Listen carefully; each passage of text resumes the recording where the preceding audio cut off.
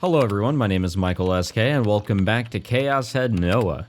So we got a little bit of science in the last episode. Yeah, it's as if we're in the science adventure series or something along those lines. But we got to learn a little bit about a potential plot important technology. I feel like it'll be plot important in some sort of way. That I think they called visual rebuilding. Not virtual reality. That's a different VR.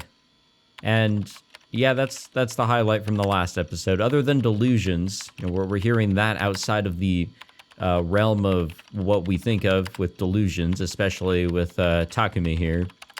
But now we're with Yua. It's been a while since we've seen Yua. She has definitely not interacted with the main character in a while. So let's see what's up with her.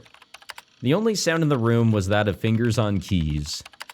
Yua Kusunoki's thin, slender fingers were dancing on the keyboard. Her gaze was locked on the monitor. She was typing without looking at the keyboard with barely any spelling errors. Damn, she must have a really high words per minute count. She's just right up there. She was writing an email. A long one, too. She'd spent 30 minutes already thinking about what to write and then going back and changing it. Suddenly, her fingers stopped. Usually I just send the first draft, especially if it's a company email. If I'm sending an email at work, I am most definitely not checking that thing twice. I am doing a first draft, sending it off, and if there's spelling errors, then they can think lowly of me. I don't really care. She let out a sad sigh and suddenly pressed down hard on the backspace key. The cursor on the screen began to scroll quickly towards the left. Everything she'd written vanished in a flash as it went. But who was she writing the email to? When it was all gone, Yua brought her Garo Froggy plush over from the bed and gave it a tight squeeze. It was a habit of hers lately. If she wasn't holding something tightly, the fear would overtake her. The fear of what? She pressed her head down into the stuffed animal and sighed a little.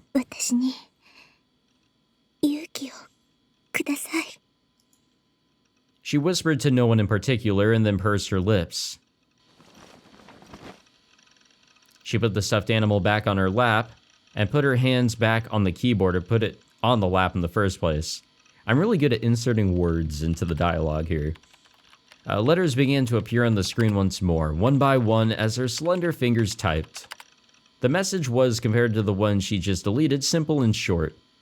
You know what? I've done that actually. Like, if I'm writing a Reddit comment, like, there's like unwritten rules in Reddit, and sometimes I feel like if you prepare a ridiculously long comment, or post even, you're setting yourself up for failure and bullying. So you gotta keep it short and sweet, somehow, along with other unwritten rules. When she was done, she hesitated a moment before finally clicking send. The email was sent on its way before she had a chance to change her mind. She held the Garo Froggy on her lap tightly and stared at the monitor for over an hour. She hadn't expected an answer, of course, but there was no sign that one was coming. But who did she send it to? Was it our main character? Room 37 was the same as always. I sunk down into the reclining seat and bit my nails in an attempt to calm my irritation. There was a reason I'd come to At Cafe 2 days in a row, both yesterday and again today. That night, 2 days ago, after I'd found out from Grim that Senna's story was true, I'd gotten an email from Yua. Here we go. It was ridiculously enough a request to talk to me again. Screw you was what I wanted to say to her. Why would I want to talk to you after you lied to me? I don't have anything to talk to you about anyway. Obviously, this is just part of some new trap. I'm not going to waste my time talking to you. Sure, I wasn't used to talking to girls, and that's why I'd gotten so excited when Yua tried to be friendly with me. But behind my back, she thought I was an idiot. And then there was that weird delusion of hers. Sure, I had delusions myself, but I didn't bother other people with them. But her, that crazy bitch, had practically called me the NewGen killer. I'd never forgive her. But what if we are? I decided to just ignore it, but there was one problem. The email said that she'd come visit the base. She knew where it was, so if she wanted to, she could. That's why I'd come here to At Cafe, even though it wasn't a school day. I wanted to take the D-sword with me for protection, but unlike Senna, I lacked the courage to carry that thing through Center Street. Spending almost half a day in a net cafe was kind of exhausting, though. The reclining seat was comfy, and there was even a shower in the place, but it wasn't as relaxing as the base. Wait, yeah, where do we bathe? Do we just go to a public bath? I guess you'd have to, right? And the biggest problem of all was that Seraton wasn't here. Yeah, that is the biggest problem, huh? No other issue. After 2 days holed up at Cafe, I'd come to realize how much she meant to me. I wanted to go home now, but I decided I'd stay here until midnight at least. By then, the trains would stop running, and even Yua wouldn't be able to stay out that late. It would be another 4 hours until midnight. If I played some ESO, the time would fly by, but I looked over at the monitor. My second character, Lizelate, was standing there doing nothing. お前の見ている景色は本物か? That's a real thinker.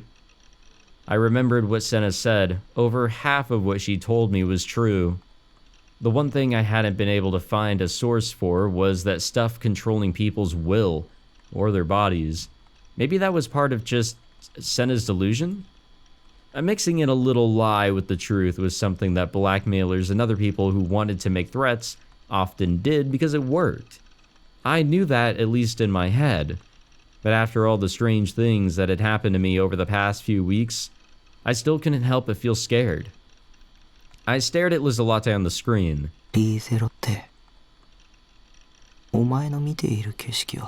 I cannot fucking believe I've been pronouncing her name correctly.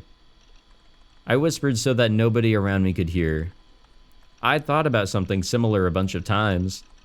Bacillard, Lizelate's world, the world that I was looking at right now, was real to her, but to me it was fake. Which meant that the person controlling me was seeing my world and it was fake too. But just as Lizelate couldn't see her controller because he was in a higher dimension, I couldn't see the person controlling me either. Did Lizelate ever think about things like this? She couldn't even move unless I told her to. So what about me? Could I even get out of this reclining seat if the person controlling me didn't want me to? I tried to stand up just to see if I could, and I succeeded easily. Then I tried sitting down. I did it without difficulty. Was what I just did done of my own will? Or was the person controlling me telling me what to do? I didn't have any way to tell. I heard the sound of the door to my booth opening, and I sensed somebody come in. I turned around. Oh, Jesus. Why? Why? Why was that so loud? It was Yua Kusunoki. I was so scared I tried to scream. Why does her eyes look like that? But Yua put her hand on my mouth. Her hand was warm and the scent of her sweat hit my nostrils. 黙って。声を出さないで。出さないって約束して。約束してくれるよね。しないなんて言わないよね。約束して。I forgot that she talks like this. するでしょ。するの。It's been a while since we've seen her. Holy shit. お願い。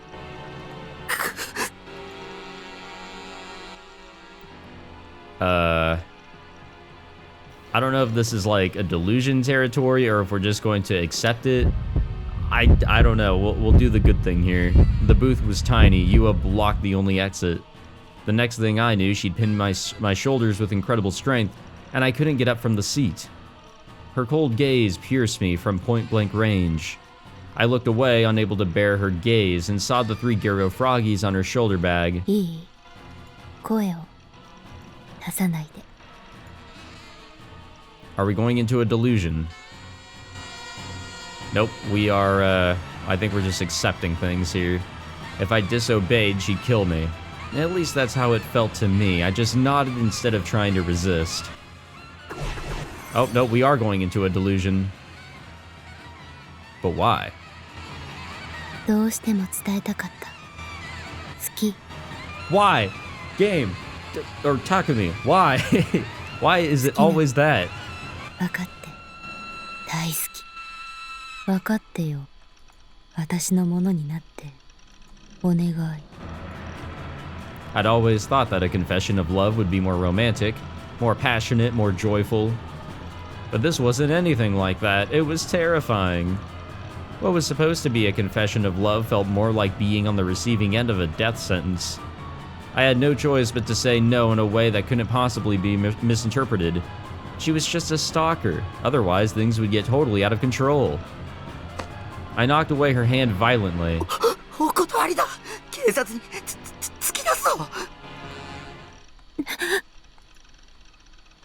Yua's expression froze like she was shocked.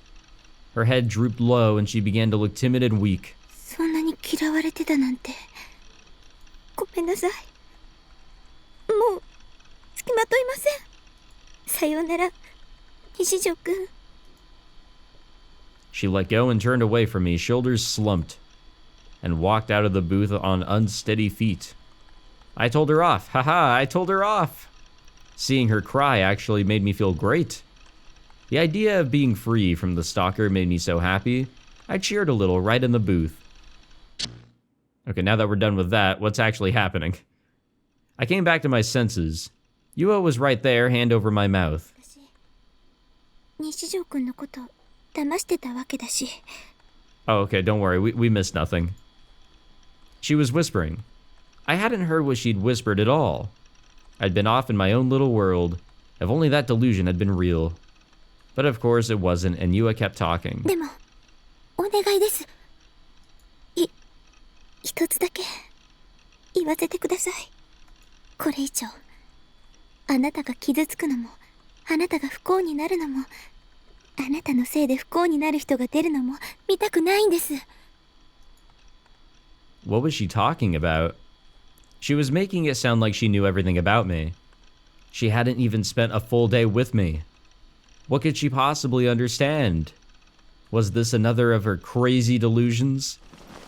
I was so terrified I started to flail my limbs about, but Yua wouldn't let go. She might kill me, at this rate. Had Shogun given up on trying to trap me and sent Yua as an assassin instead? I don't want to die. I don't want to die. I don't want to die.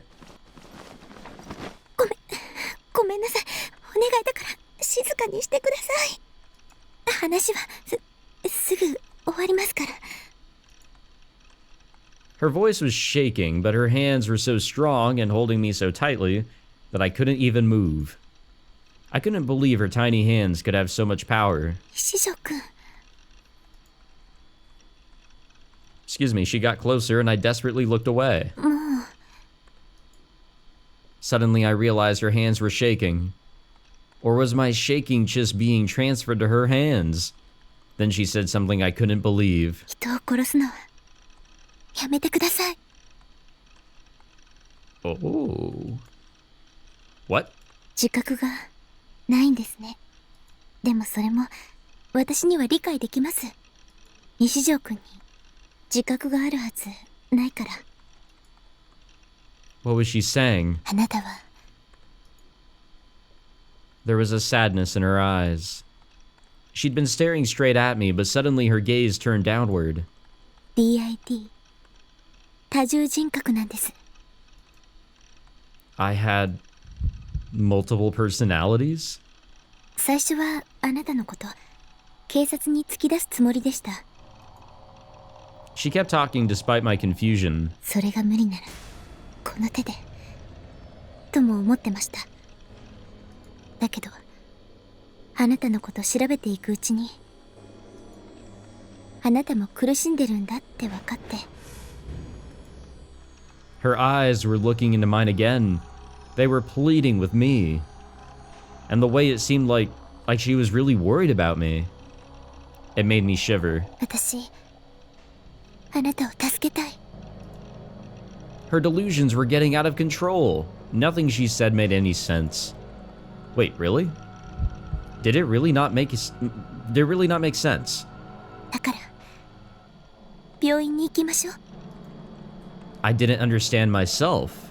I'd used the nickname Shogun in a chat without even knowing it. I was friends with a girl named Rimi without having any memories of her. Maybe I wasn't sleepwalking. Maybe there wasn't some being from a higher dimension controlling me. Maybe the person controlling me was in fact inside my mind the whole time. A me who wasn't me. Another personality who wasn't me. Multiple personalities. My head ached. There was a painful stinging in my temples. This was impossible. It couldn't be real. Did I say temples or stemples? Now who's crazy, right? I wasn't going to believe it. It was just a delusion of Yua's. She was my enemy. She was getting in my way. She was trying to trap me. She was trying to destroy my mind. And the hospital was under Shogun's influence too. The one person I could trust, Dr. Takashina, had disappeared so suddenly that I knew something must have happened to him. Shogun must have killed him, and if I did what Yua said, I'd be killed too. There was no way I was going to believe this woman. I don't believe her. I don't believe her. I don't believe her. I don't believe her. I don't believe her. I don't believe her. I don't believe her. I don't believe her. I don't believe her. I don't believe her. I don't believe her. I don't believe her. Did I say the amount of the right amount there? My brain shut down and I pushed her as hard as I could. Well, that worked.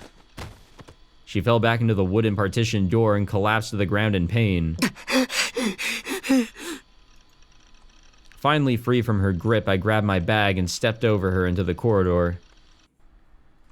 Mate! She grabbed my ankles, still crouched on the ground. Her hair was a mess and her glasses had slid down onto her nose. She was clinging to me as hard as she could. I was so scared, I let out a miserable scream. That was miserable. She was my enemy. She was working with Shogun. I wouldn't let her fool me. I wouldn't let her fool me again. I screamed and she let go.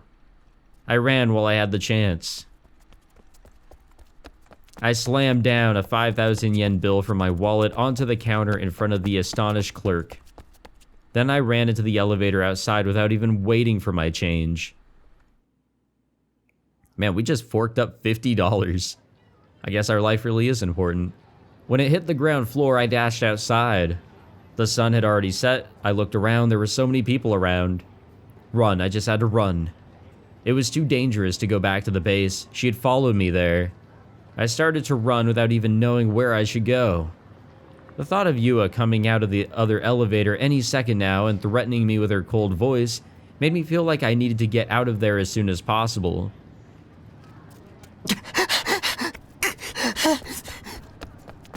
I ran and ran, stopping again and again to look behind me. The other pedestrians kept getting in my way. I slammed into salarymen and Dokyun-looking high school girls each time they'd curse at me. But I ignored them and kept running.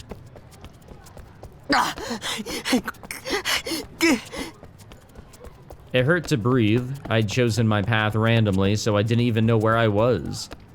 I stopped to catch my breath, and then I looked around at my surroundings. I was in front of the Maruichi building. I was close enough to Miyashita Park that I could escape there. I'd rest a little and then I would keep running. If I could get to Yoyogi Park, there would be any number of places to hide.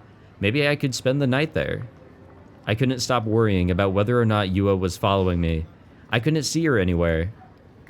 But she might show up at any second, with that placid, emotionless face of hers. My instincts drove me forward. Run, run. When I made it to the bridge at Miyashita Park, I flopped right down onto the ground. I'd run so much my throat was parched. I wanted an ice-cold soda. That is not what you drink after running. But I didn't see any vending machines nearby. Maybe I'd run enough that I was safe now. No, I couldn't be sure. I kept a careful eye on my surroundings. I assumed Miyashita Park would be pretty empty at night, but that didn't seem to be the case. I saw a salaryman walking quickly through the park, taking a shortcut on his way home, and an older man sitting on a bench and playing with his cell phone. A group of homeless men were sitting together, and a man in blue was talking to them, a policeman. Oh boy. The police. I gulped. Those two policemen had talked to me before, hadn't they? I hadn't heard anything from them. And they said they'd send someone to watch the area around the base, but nothing had come of it. Misumi had said they'd come to school, though. What were their names again? I couldn't remember. Is it actually them, the two detectives? Is it actually them? Let's go with a bad delusion this time. I told them exactly what I'd seen during the crucified incident, but looking back, something in their expressions had made it clear that they were pretty suspicious. Suddenly, the police officer standing by the homeless men looked over at me, or at least it felt like he did. No way. Oh, yes way.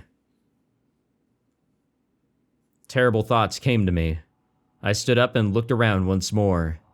The man on the bench with the phone was glancing at me, or so it seemed.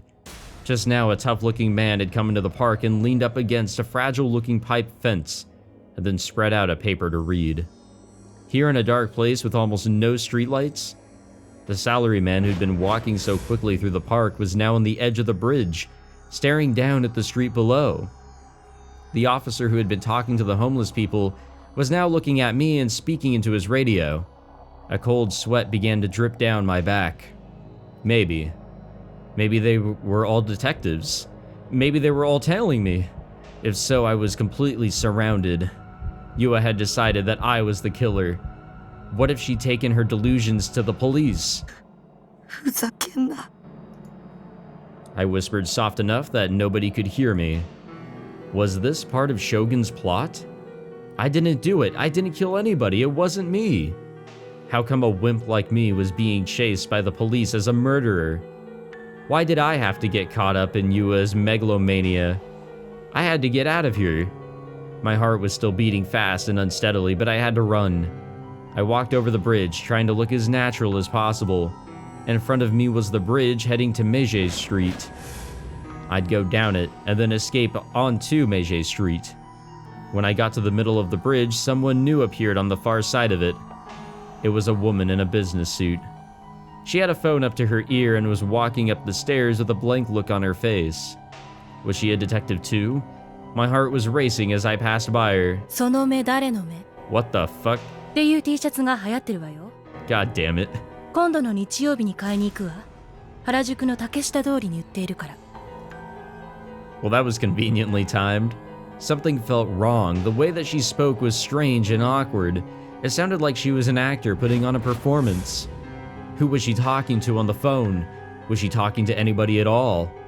But in the end, she didn't do anything as I passed by. I made it safely to the stairs, and then I looked back at the park. The police officer wasn't following me. He was still standing in the same spot, saying something into his radio. One of the homeless people was just standing up. The others didn't move. The man on the bench and the man with the paper had both stood up and were walking toward me. They both gave each other a glance. They were signaling to each other, at least that's what it had looked like. I looked at the woman again. We just passed each other, but now she turned to look toward me. When our eyes met, she seemed startled and looked away. Her phone was still at her ear, but she wasn't talking. I ran down the stairs, overcome by an indescribable fear. As I headed down Meiji Street toward the station, I looked up at the bridge. The woman was leaning over the railing and pointing at me. The two men were running across the bridge. They were detectives after all. They were all with the police. Shit, shit, shit! It was Yua's fault.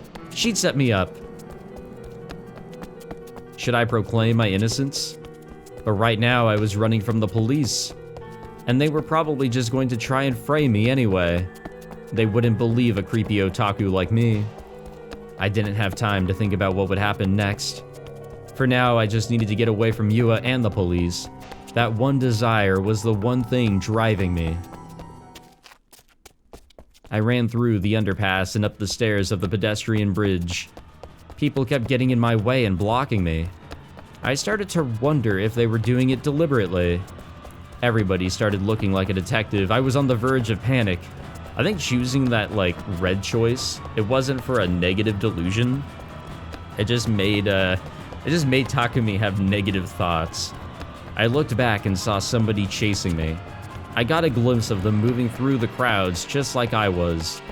It was one of the people I'd seen at the park. I couldn't tell which. But they were chasing me, and I shuddered. If they caught me here, my life was over. I'd be given the death penalty for a crime I didn't commit, and put in jail for decades. I'd endure a living hell for years, and then they'd say, okay, it's time for you to die. Please, no, I couldn't handle that. I didn't want that to be my life. Even if I was found innocent in the end, once you were branded a criminal, that didn't disappear. Nobody would ever trust me again. Please, no, I didn't do anything. I ducked into a small side alley and kept running as fast as I could. But since I had been running ever since I left that cafe, I quickly ran out of breath. My lungs were desperate for oxygen. My legs could barely move from exhaustion. I regretted not exercising more, but it was far too late for that now. Where have I heard that before? Finally, I stopped, leaning forward with my hands on my knees and panting. I couldn't run anymore. I was in a place I recognized. The distinctive red brick interior, the big lit up sign reading Gigantus. Oh, I've got a Gigantus. I'd come here once with Misumi, back then I'd come here to see Phantasm's concert, more specifically its lead singer, Fess. Now it was quiet and seemingly empty. Only the feeble light of a single vending machine illuminated the front of the building. I glanced back at the path I'd come from, annoyed that my breathing wasn't going back to normal. It was a dark and narrow alley. The Toyoko Line's train passed right above me, the light streaming from the car windows shining bright against the night. But even that light failed to reach the darkness just beneath it. I squinted into the night. Had I ditched the police and Yua? It was too dark to see. Hey, yo. I heard a voice right next to my ear and let out a pathetic scream as I fell back. Hey, yo.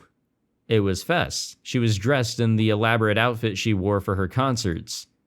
As she quietly stood above me in the darkness, there was a sense of fragility about her that hadn't been there when I saw her on the stage.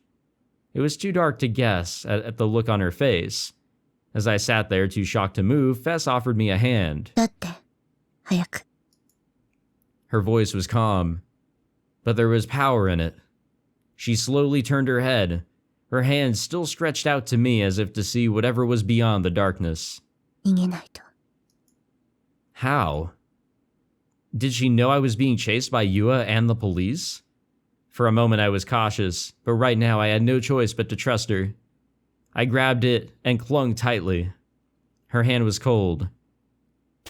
That's just how she looks, you know? As I stood, she started to run, excuse me. I was angry because of how exhausted I was, but if it weren't for Fess, I might have stayed there until the police caught me.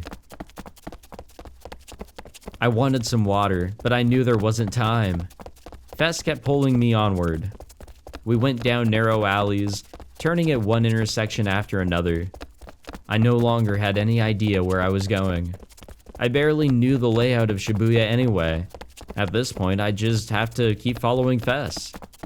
Part of me thought for a minute that this might be a trap of Shogun's, but I brushed the thought away.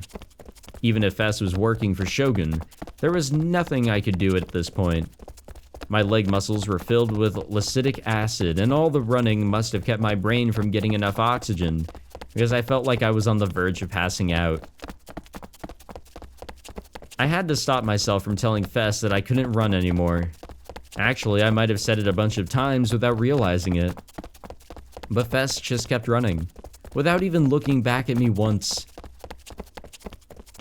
The next thing I knew, we were on a path directly beneath the highway.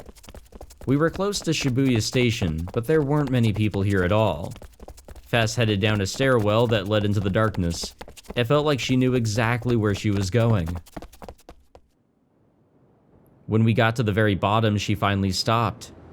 I let go of her hand and grabbed onto the stairwell's handrail, panting for breath. How much running had I done today? I wasn't sure if I'd ever exercised so much in my life. What the fuck?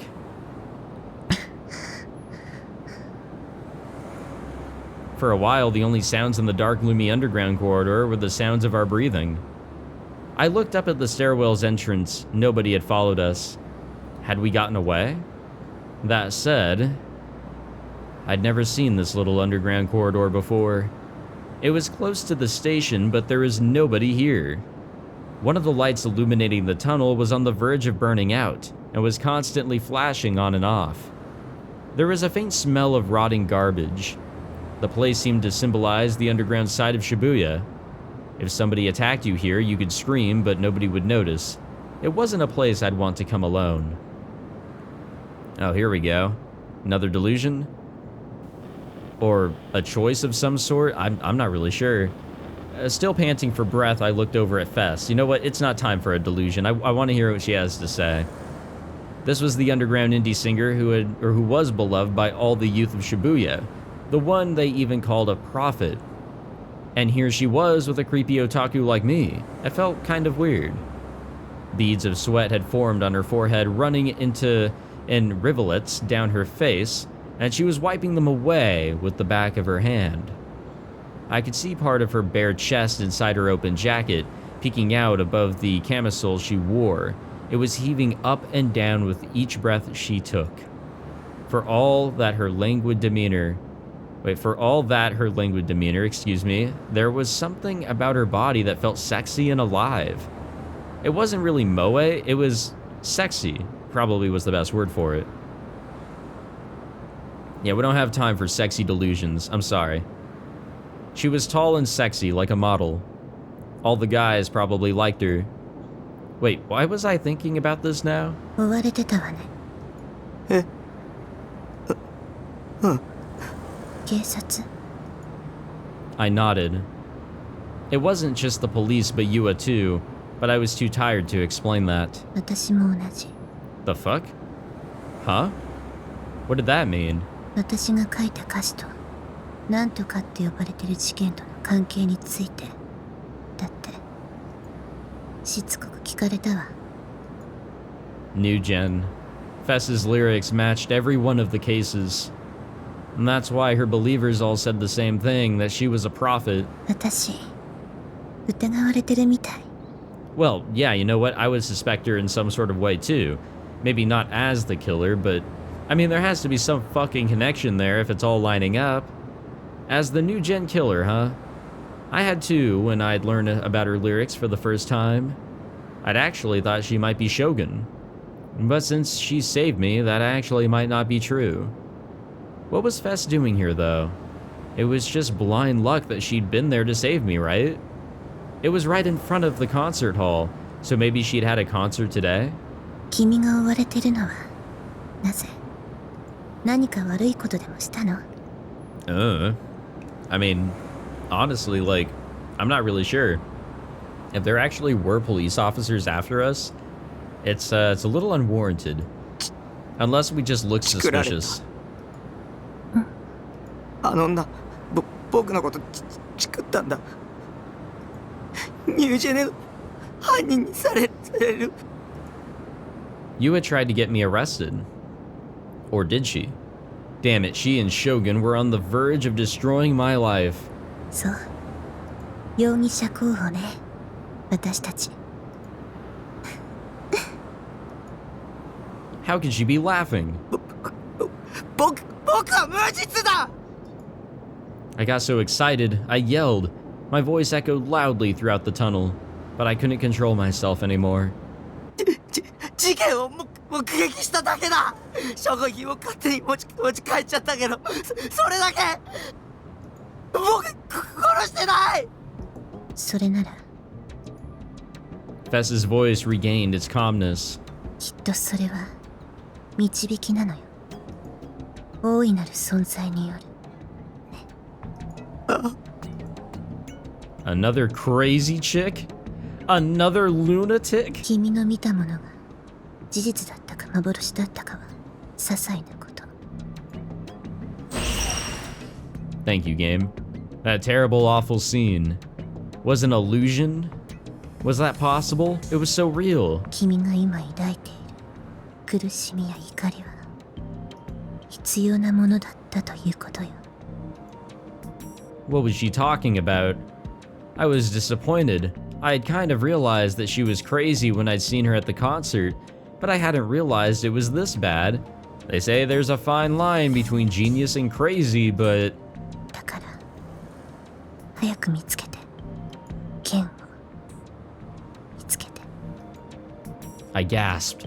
That's what she'd said at school before. Find it and you'll be saved. That's what she'd said before. The police were scary, but Shogun and his servants were even scarier. I didn't know why, but they were clearly trying to trap me. And if I was going to save myself from them, if I was going to protect myself, I needed... 理想度。そうよ Fess's lips curled into a smile. 勉強したみたいねそれなら手に入れた。僕は理想度も持ってる。今家に。知ってるわ You know? How do you know? 見たから君が渋谷のど真ん中を歩いていたの大きなおもちゃを抱きしめて恥ずかしそうにしてたわね Damn, I guess we're just easily spotted nowadays. She was talking about the day I bought the D-sword.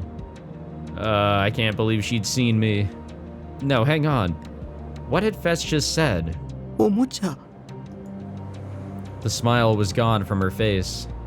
She glanced at me for a moment and then sighed. The air of the Inui about her was so strong, I was starting to get nervous.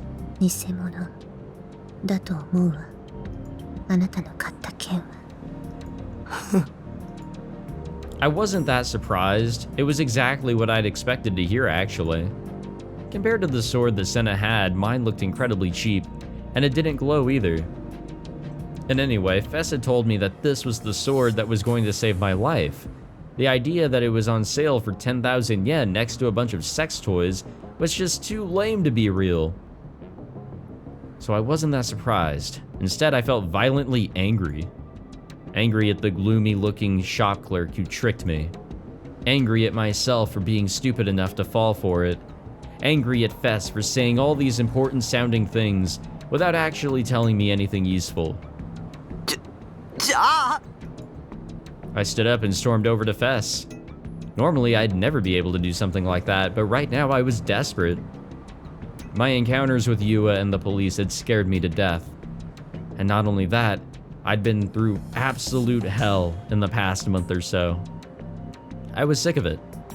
If I was going to go back to my normal life, I needed that sword. 教えてよ。理想度はどうやって手に入れるのか。 The look on Fess's face became very serious as she turned towards me. 見て Oh, here we go. She held out her right palm for me to see. Then she motioned for me to stop getting closer as she made a fist.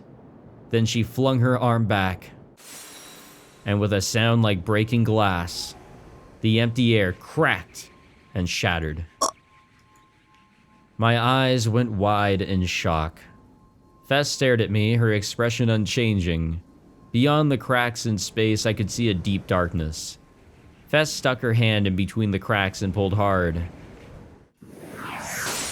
Ooh. Now that's a pretty animation right there.